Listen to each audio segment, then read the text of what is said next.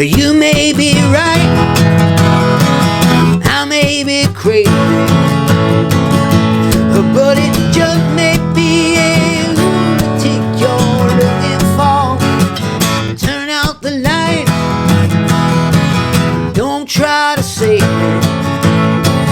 You may be wrong, all I know, you may be right.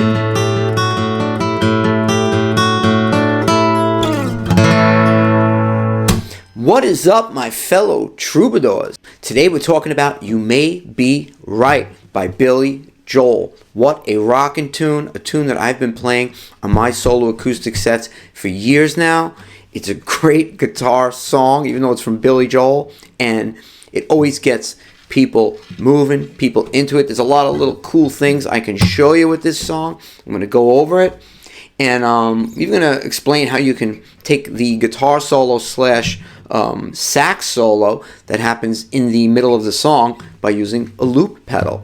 So let's get into it. But before we do, please smash that like button and subscribe to this channel for more content like this. And be sure to hit me up via email, links in the description if you want to set up a one-on-one lesson or consultation. And there's other ways to support this channel as well. You could buy me a coffee, you could join my Patreon for exclusive content, or browse my Amazon affiliate links. Alright, let's get going.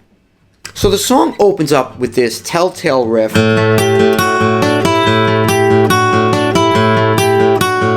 Right? You could think of it as almost like an A7 sus chord, right?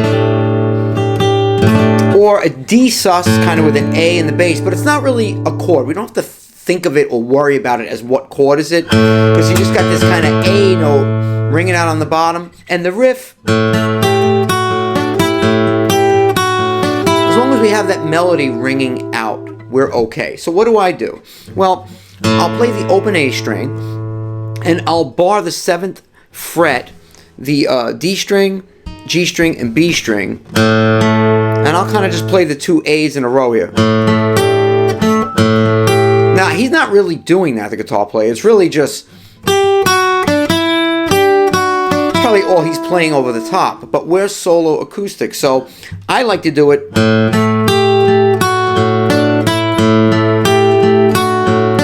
I kind of pivot. Watch, I'll play it really slow. I got my 2nd finger on the G note on the 8th fret of the B string, and I keep pivoting back to that open A.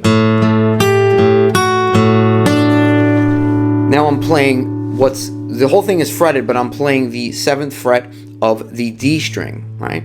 The D note, right? Which is why I'm calling that a sus. And I put my 3rd finger down on the E note, 9th fret of the G string. So really slow. And I'll kind of just put both fingers back down together. I don't know. There we go. Right, as long as you get that picking right.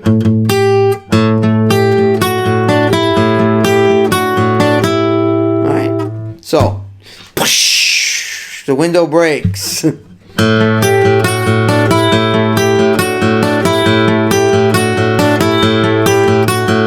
Friday night out, I sang out of tune, and Saturday was almost done. Okay, we go to the main chord, the A chord, and that's the groove. Down, down, down, up, up, up, up. Right? Friday night I crashed your party. Now you can use effectively, you can really use that palm muting to get like those upstrokes. You practice it, just practice it like that. You know, don't worry about the whole song in its entirety. Just get that groove. So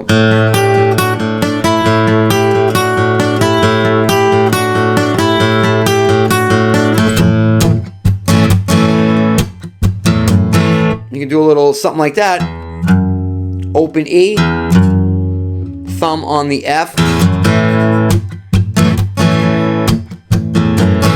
That's not happening in the song, but I kind of do that. I like the way that sounds. Saturday I said I'm sorry. Sunday came and trashed me out again. E. I was only having fun. B minor. And then I'll kind of pull off the first finger to get us to the next chord, which is the G, so we get that. I was only having fun, wasn't hurting anyone. G. I'll walk down, and we all enjoyed to E. The weekend for a change, back to the riff. I was stranded in the combat zone. I walked through Bedford, die alone, and rode my motorcycle in the rain. And you told me, B minor, not to try. Well, I made a G. E, that only proves that I'm insane. You may be right. Now you can just do some mutes. You may be right. And we get into the chorus chords. Let me show you what they are.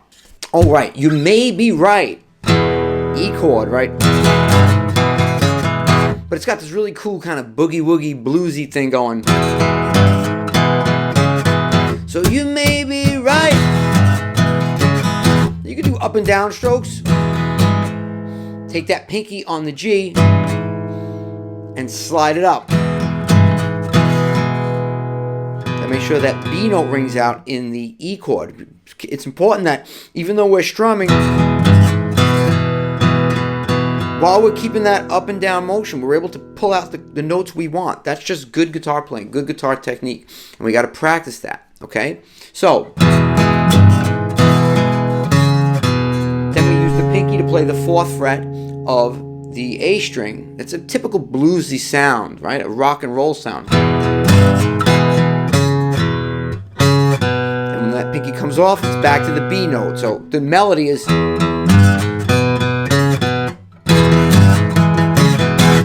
Now, if you don't want to slide the pinky up, there's a couple other ways you can do it. You can go right to the G sharp. I'd rather you go to the G and bend it.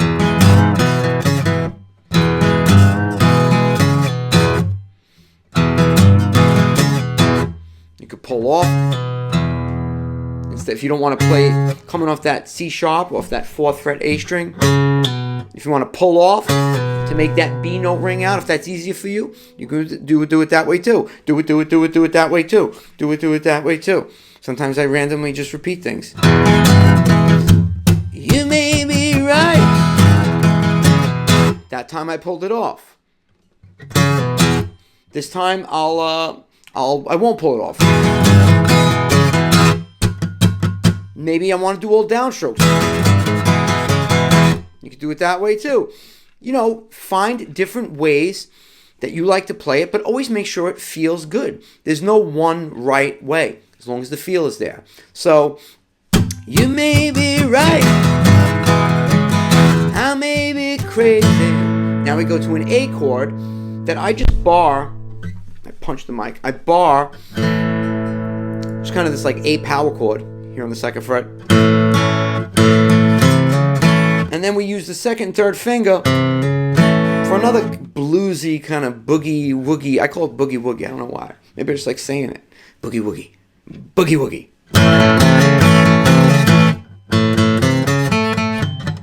That's that sound. You know? So, you may be right. I may be crazy. But it just may be E, a lunatic. D, you're looking for F sharp minor. A, turn out the light. Don't try to save me. Now this time, you may be wrong. For all I know, you may be right. It just goes D to E. You may be wrong, but all I know, you may be right. At 4, 5, 1, turns around. So the whole chorus.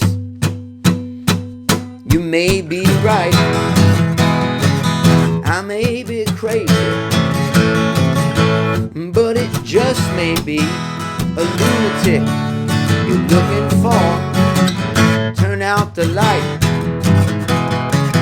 don't try to save me.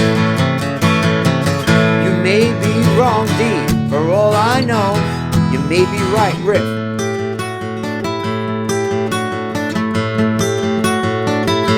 Well, remember how I found you there. Back to the verse. That's essentially the entire song. Okay, so you got a few little tricks you could use in there. Get that feel in your hands. I'm going to take a sip of this coffee.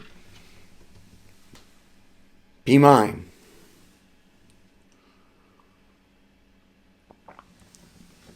I love coffee. That's beside the point. Okay, let's get into how you can take the solo. Okay? What you do is, I don't have the loop pedal set up here for this lesson. Maybe I'll do a more in-depth lesson where I show you specifically how I loop this and grab it in real time. But, if we get a full loop, we click in a loop of the verse section, and we click out right at the end of the verse section, we got the exact part that the solo goes over. So I'll simulate it right now. Friday night, right on that Friday night, in the night I crashed your party. We're in Saturday, we're still in, crashed me out again. I was only having fun, wasn't hurting anyone. We're still catching this loop. We all enjoy the weekend for a change. Ready? Out. I was stranded in the combat. Exactly on the repeat of the loop. We click out, and now we have that entire verse section in our loop. So when it comes time for the solo,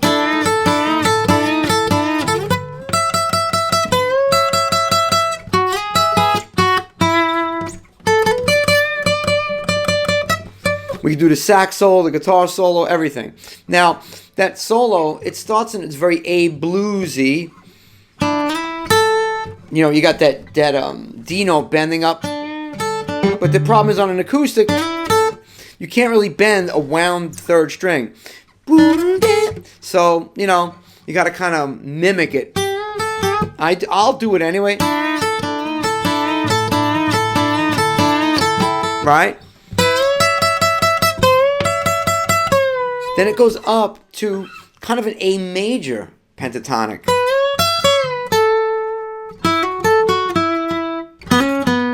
Right?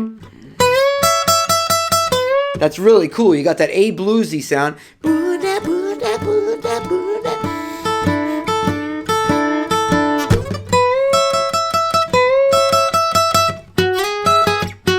Again, this would be bent.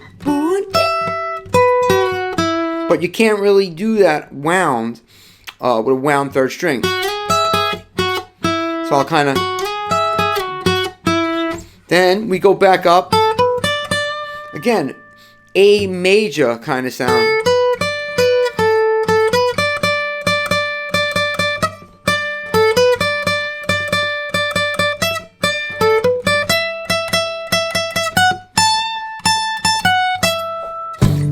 Then we click stop on our loop pedal, right on that A chord. You may be right. Because we have to stop the verse section from happening. I realize this is all very kind of abstract because I don't have a loop pedal running right now to illustrate it. But if you want to see a lesson where I fully go through it, leave it in the comments and I'll come back and I'll literally do another lesson on this song and I'll include the loop section in more detail. But there you have it, all of the chords, the groove, and some little special embellishments for You May Be Right, a song that a lot of you have asked me for because you see me playing it at my live gigs. You'll see me post gig footage and I'm playing it at the gigs. people comment, Frank, I want to learn how to play it. So there you have it. Billy Joel, You May Be Right. Leave me in the comments what other songs you might want to hear me cover, and I will see you all in the next video. I'm Frank Persico. Thank you for watching. Take care.